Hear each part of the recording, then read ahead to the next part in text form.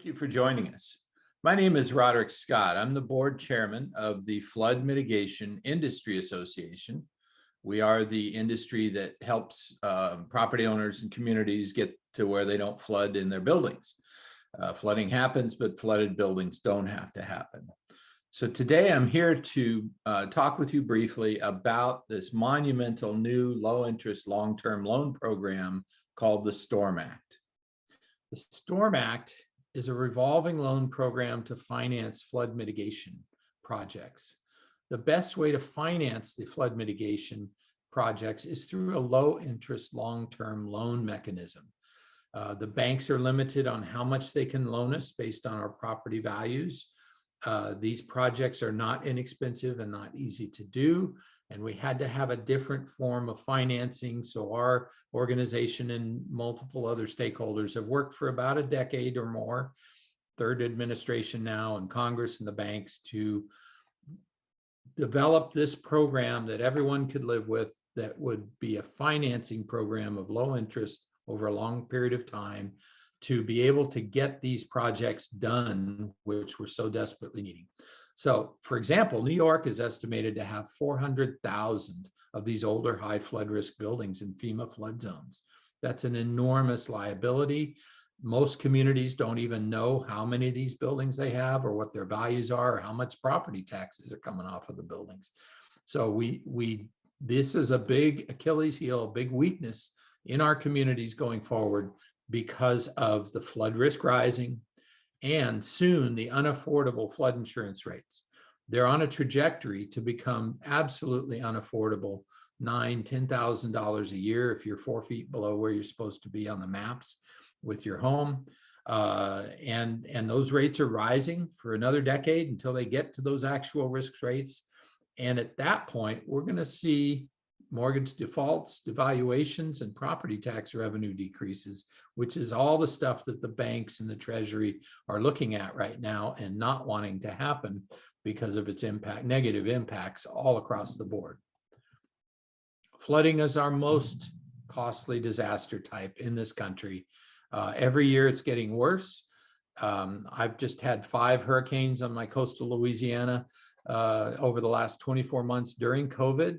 My community took 9-foot surge in Ida just this last summer, but my community's 80% elevated now and it takes us a week to recover. So we've got to retrofit these communities. This is what it looks like when it floods. We don't know how to stop flooding. We try and control flooding. Flooding is a force of nature that is really intense. We just got to get our buildings so they don't get flooded at this point. We can't afford 100-year drainage or protection unless it's a levee, and levees take 20 years to put in, and we don't have 20 years because of the insurance issue. So this is elevation. This is home elevation. These 2 structures are elevated in my coastal community with no levees. I sit right on Lake Pontchartrain across from New Orleans. 9-foot surge in Ida and a 9-foot surge in Katrina. We had 800 losses in Katrina, flood claims, and several structures disappeared. And in our 9-foot surge in Ida in 2021, we only had 59 flooded buildings. And within a week, we were back in business, except for those 59 historic buildings that we're trying to get them retrofitted so they don't flood. Another form of flood mitigation is dry flood proofing for commercial buildings, churches, meeting rooms, meeting halls, things like that that are non-residential can be dry flood proofed. Dry flood proofing, like elevation, is a proven method of reducing flood risk and reducing flood insurance on buildings. The problem is a lack of financing. The banks can't loan us more than 80% of the value of our property. So we had to come up with a different way to finance these projects over a long period of time with a low interest rate in order to make this available for everyone. So none of this is inexpensive or easy. Here we're elevating a slab on grade home where we elevate the entire slab. So now we have a financing solution. The STORM Act, Public Law 116-284. Have you and your staff look it up, read about it. It's really broad brush. And out of that, we've now created this state resilience revolving loan program legislation that we're encouraging you all to enact in order to be ready for this funding stream that we hope is in 2023 at some point. FEMA is writing rules for it right now because it's a brand new program, brand new way of doing things. And Congress gave it $500 million in the infrastructure bill in November of 21. So we are moving forward quickly, and we need states to get those loan programs into law in order to be able to take advantage of these federal capitalization loans that are going to be made available from FEMA, hopefully again in early 23. So the program is meant to be a low interest, long-term loan program. It's made for cities and counties to use as federal match requirements for large federal projects like drainage or sewer plant hardening. Where's our sewer plants? Right down next to the water, very vulnerable. We need to be able to mitigate against flood damage to our infrastructure as well. And coming up with those matches for those federal projects is tough. But if we could borrow it and pay it off over 20 years, that's a deal we can do and then get those projects going. Or property owners can use it for financing their dry flood proofing for non-residential and elevation for their residential and some non-residential buildings. You see, the banks are the financial marketplace, the whole Treasury, everyone, FHA, Fannie, Freddie are all extremely concerned about the way things are going with the increasing flooding, the increasing cost of flood insurance, and possible devaluations in properties and people walking away from their mortgages. We just can't have that. And we have 3 or 4 million of these buildings we've got to retrofit. So a lot of work, all the trades work, we create jobs. So this program, the beauty of it is it removes our dependency on the minimal federal grant funds that are out there relative to the size of the issue that we've got to address, and puts control into our local government and property owners' hands, and state government as well, because the funds will come down from FEMA to state, state to localities, and then be loaned out to property owners and attached to the taxes. Resilient revolving loan program is the way to mitigate the impacts of our changing climate and increasing flood and other hazards risks.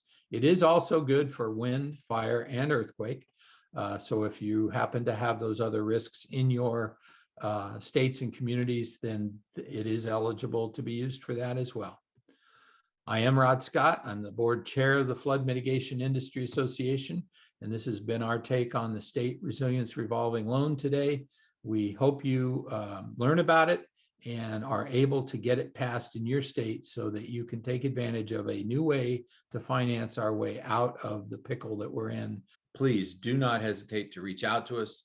We want to get these loan programs set up in your states so that your constituents can take advantage of these loans and get their properties so they won't flood. Thank you. I'm Dave McDowell, and I'm the mayor in the village of Sodus Point in New York State. As some of you know, this village flooded very significantly in 2017 and again in 2019. With a lot of help from New York State, many residents were able to mitigate the flood damage and prevent future damage in their homes. They did this by either raising their homes, building up their seawalls, or in many cases, both. Many homeowners were not able to take advantage of this program. So there remains a lot of work to do. If you look at the Great Lakes right now, especially Lake Ontario, it's still significantly higher than it has been in most of its past. We have very high inflows coming in, and while a lot of water is being let out, quite often more water is coming in than it's going out. So the flood risk this year and in future years is higher than it used to be. In order for communities to survive along the lake, they need mitigation. In 2017, Cornell University and New York Sea Grant together just did a voluntary survey virtually everybody had some kind of damage. 60% of those people had inundation into their first floor or into their foundation, basements, crawl spaces.